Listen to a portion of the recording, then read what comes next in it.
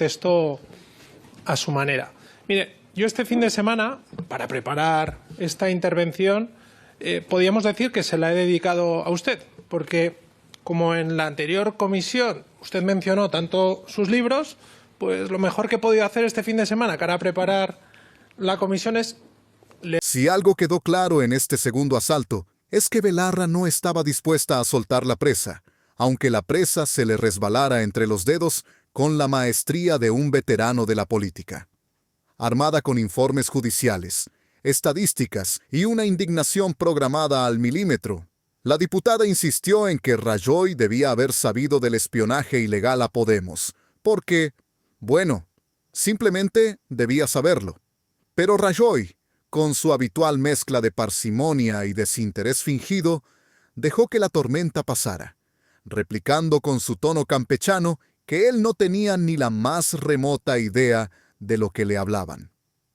La frase de la jornada llegó cuando Belarra, harta de su imperturbabilidad, le espetó un «no nos tome por tontos», a lo que Rajoy respondió con un enigmático «eso lo dice usted», dejando claro que, si alguien en esa sala estaba quedando en ridículo, no era precisamente él.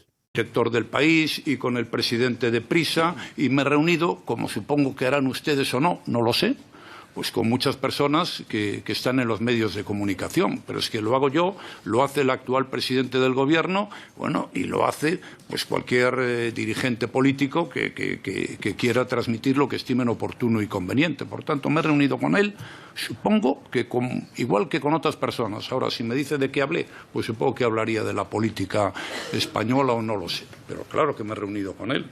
¿Se ha reunido alguna vez con Antonio García Ferreras?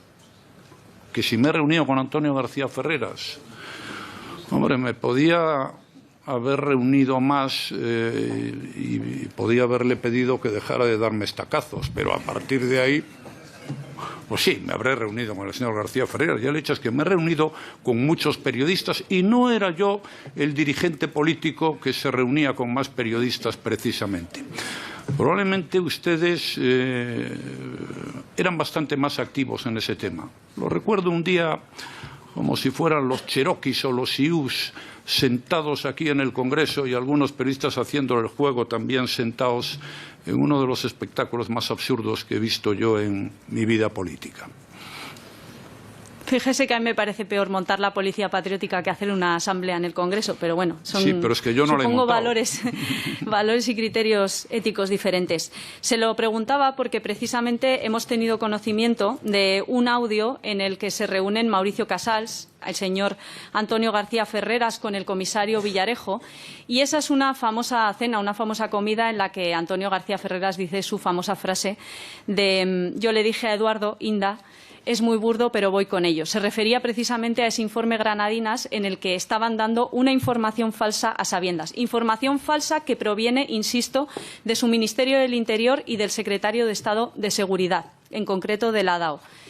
Yo quiero preguntarle por qué decidieron hacerle tanto daño a la democracia española, porque esa alianza entre su gobierno corrupto y medios de comunicación corruptos dispuestos a publicar información falsa sobre representantes democráticamente elegidos para este Congreso es una alianza que no le hace daño a Podemos, le hace un daño terrible a la democracia. Usted me ha citado una cena a la que asistieron, según usted, 5 personas para hablar de la operación Granadino. Yo no estaba en esa cena, entonces yo le sugiero que traiga aquí y pida que comparezcan esas 5 personas y se la cuentan, porque creo que se ha equivocado de interlocutor, porque yo no puedo decir lo que ha pasado allí porque no estaba y porque, como lo he dicho antes, desconozco la operación Granadino. Por tanto, cítelos ustedes si tanto interés tienen en averiguar qué es lo que allí ha ocurrido. A partir de ahí, solo le diré una cosa. No acepto su afirmación de que le hemos hecho daño a la democracia española. Nosotros somos un partido de centroderecha que ha votado la Constitución española, que ha estado en el ámbito constitucional, que ha estado en el Gobierno, que ha estado en la oposición. En algunas ocasiones ha contado con el voto de la gente y en otras ocasiones no ha contado su confianza. El daño a la democracia se lo han hecho ustedes. y continúan haciéndolo en este momento. Señor Rajoy, es usted el presidente más corrupto de la democracia española. Lo es. Bajo su mando no solo fueron los peores casos de corrupción del Partido Popular, sino que ustedes utilizaron todas las administraciones públicas y, en concreto, el aparato del Estado para perseguir a sus adversarios políticos y para proteger a sus corruptos.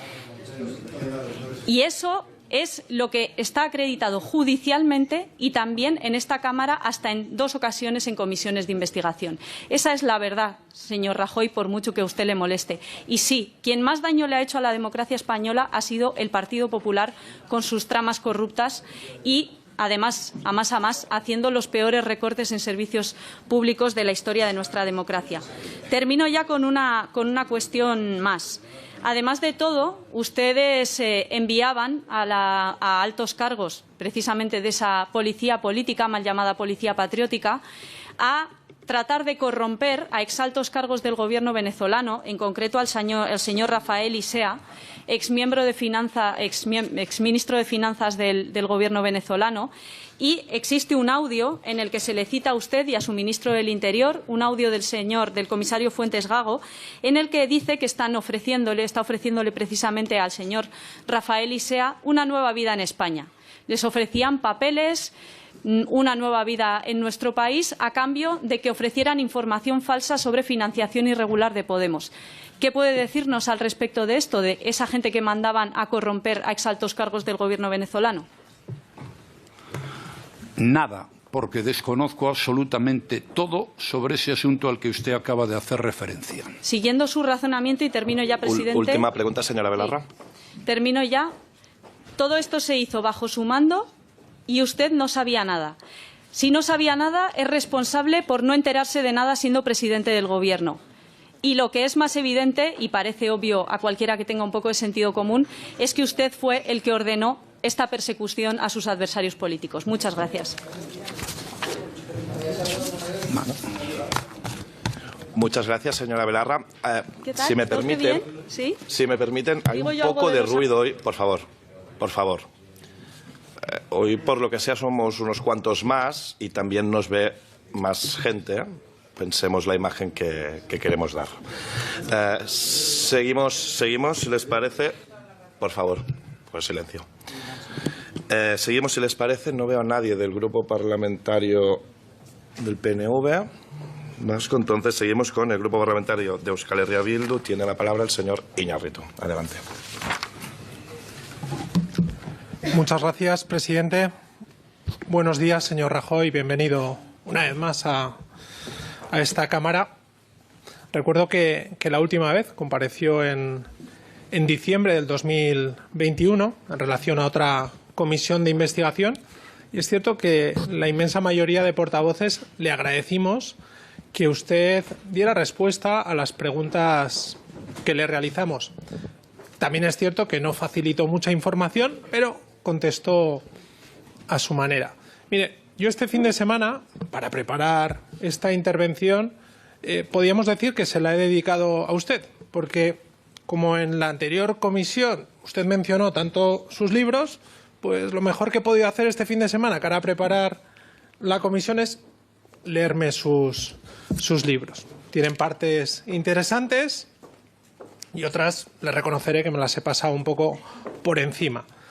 Pero mire, hay una sensación, una evidencia, que es en el libro Una España mejor, usted le dedica un capítulo a la cuestión territorial centrada en Cataluña. Y mi primera pregunta es relativo al asunto territorial. En sus años de mandato presidencial, ¿cómo califica o en qué términos calificaría la situación de Cataluña y la importancia que tuvo para usted y su gobierno?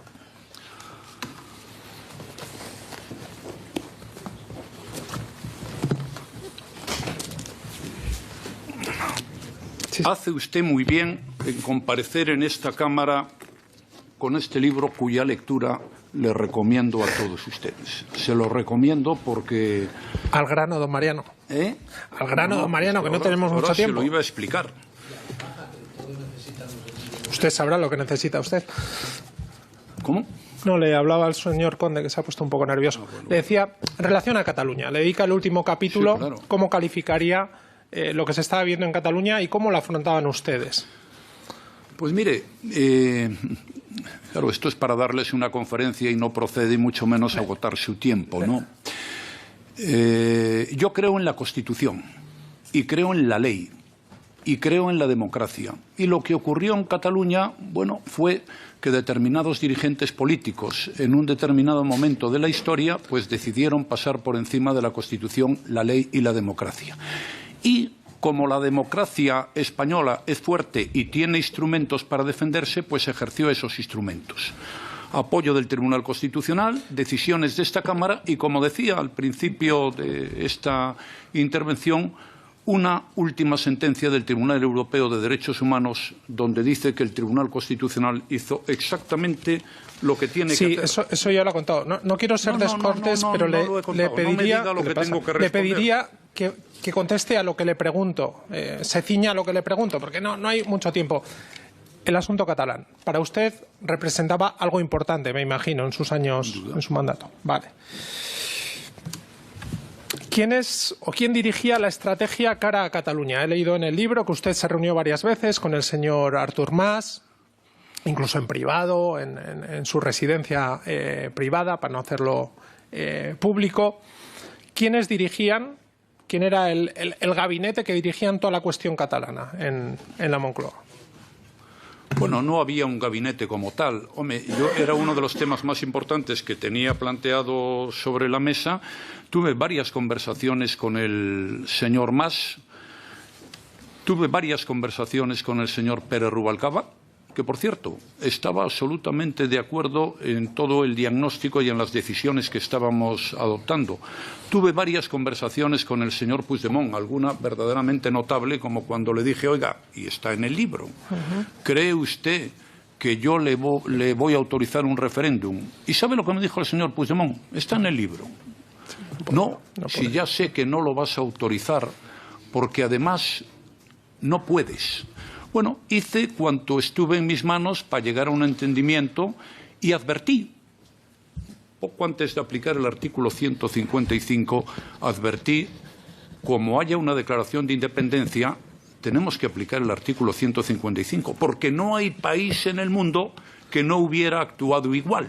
Si alguien en un determinado país decide tomar una decisión unilateralmente diciendo yo ahora me independizo, pues o es un ingenuo o sabe que tiene que atenerse a las consecuencias. Advertí hasta la saciedad.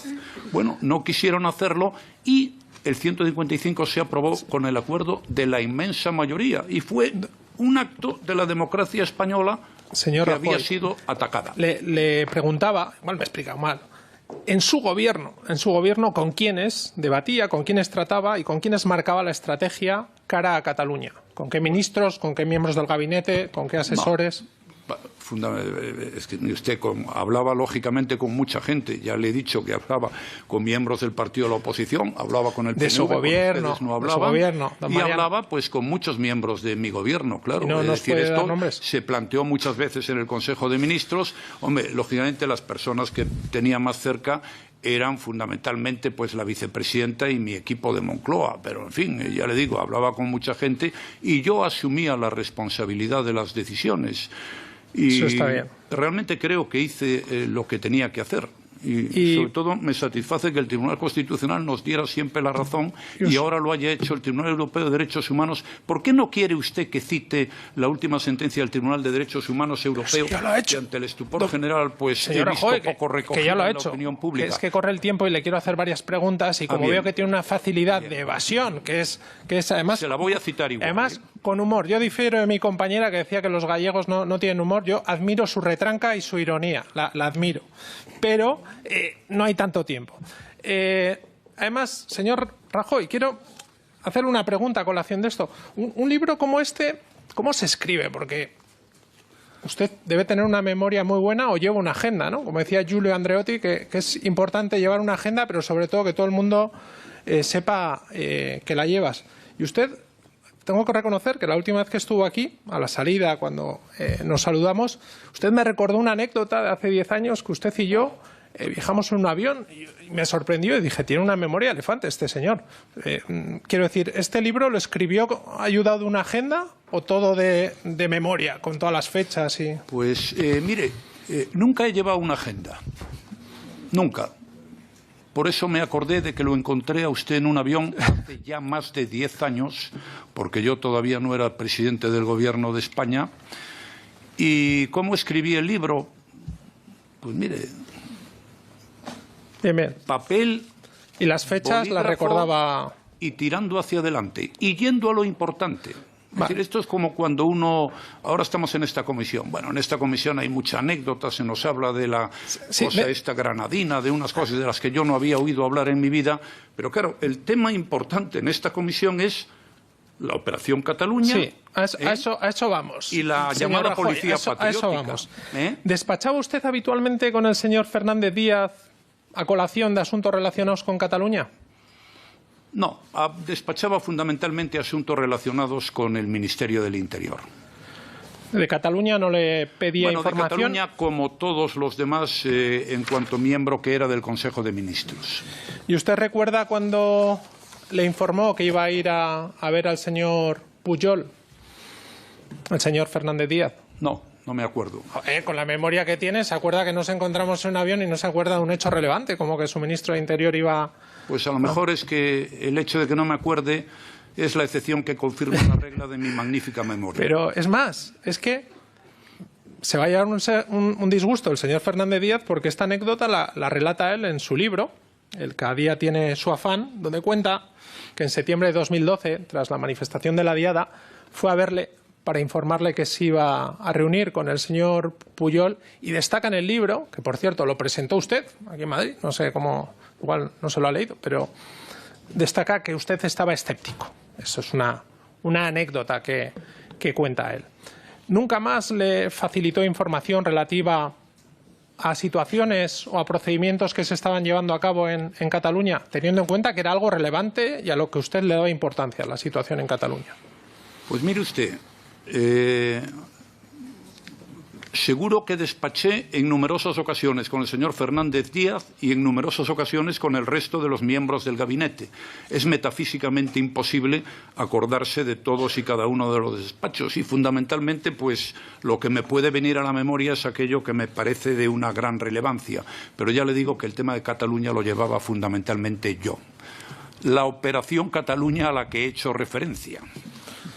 ¿Usted llevaba la Operación Cataluña? Sí, la segunda, la de verdad. Usted se refiere a lo que relata en el libro sobre el 155 y el procedimiento del 1 de octubre. Y relativo a como presidente de Gobierno, ya más allá de la situación en Cataluña, ¿usted recibía habitualmente notas informativas del Ministerio del Interior de carácter reservado o secreto? Con carácter reservado o secreto, no recuerdo. Yo recibía notas informativas. Como presidente de Gobierno, como cualquier presidente. Es que yo recibía notas y papeles, muchas iban a mi gabinete, algunas me las pasaban, otras no me las pasaban, otras se hablaba de ellas en el Consejo de Ministros, pero no entiendo esa pregunta. Supongo que habré recibido un sinfín de notas de muchos departamentos ministeriales. El año pasado se hizo público que en el Ministerio del Interior había una nota informativa de carácter secreto dirigida al presidente de Gobierno en otoño del 2012 y me gustaría saber si la recuerda usted, haber recibido una nota informativa a colación de operativos de investigaciones policiales que se estaban desarrollando para investigar a políticos independentistas. No. ¿No la recuerda? No. Es la primera vez que he oído hablar de ese asunto. Hombre, la primera vez, supongo que el año pasado cuando se publicó en prensa le interesaría, ¿no? Porque le mencionaban a usted. No le interesó tampoco. Lo desconozco. ¿Cómo que a ver, ¿desconoce el hecho o desconoce lo que yo le estoy aportando como información y no lo vio el año pasado cuando salió publicado? Desconozco el hecho y lo que usted me está aportando como información. No es creíble, señor Rajoy. A ver, desde parámetros de sentido común. ¿Es creíble, no? O puede ser una opción que usted, como presidente de Gobierno, recibe tanta información que no puede estar a todo.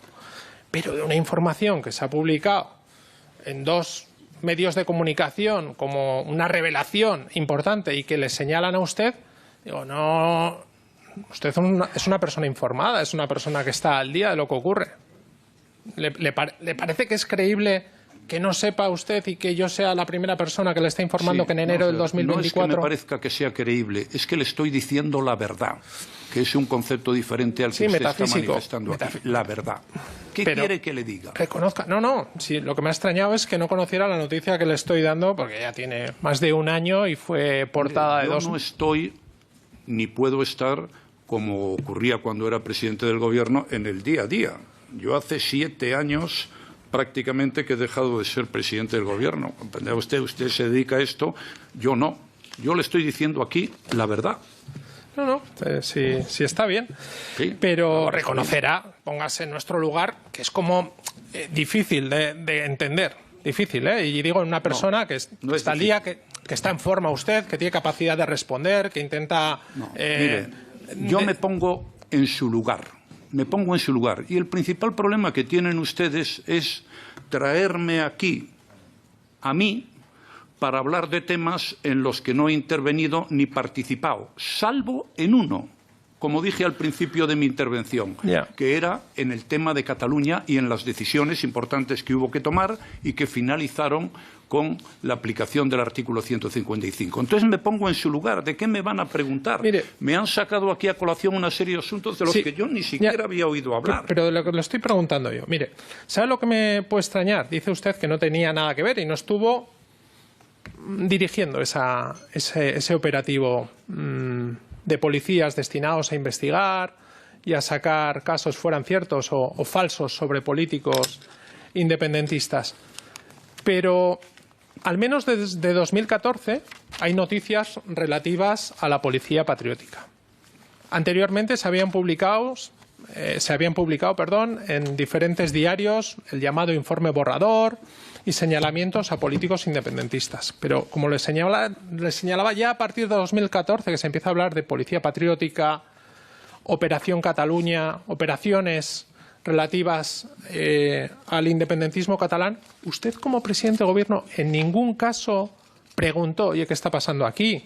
O pidió una investigación, o le llamó al ministro del Interior y le dijo, oye, ¿qué está pasando? Usted había sido ministro del Interior y tenía un conocimiento de cómo funcionaba el ministerio. ¿En ningún caso solicitó usted información relativa a lo que se estaba publicando y a lo que se estaba generando en los diferentes medios de comunicación? Teniendo en cuenta que era un asunto que le importaba, que era un asunto relevante como era todo lo que tenía que ver con Cataluña. Mire, le voy a hacer 3 comentarios en relación con ese asunto. Investigaciones policiales en Cataluña por corrupción las ha habido siempre, siempre, con el Gobierno del Partido Popular, hoy y antes de la existencia del Gobierno del Partido Popular. Si usted quiere, yo le hago una relación completa de las que se han producido en los últimos años. No, porque no hay tiempo. Luego me lo puede... No. Lluís Pascual Estivili y Don Piqué Vidal. Luego el presidente tiene a bien darme 5 minutos más. Corrupción en la Delegación de Hacienda de Barcelona. Proceso por el caso Adixa.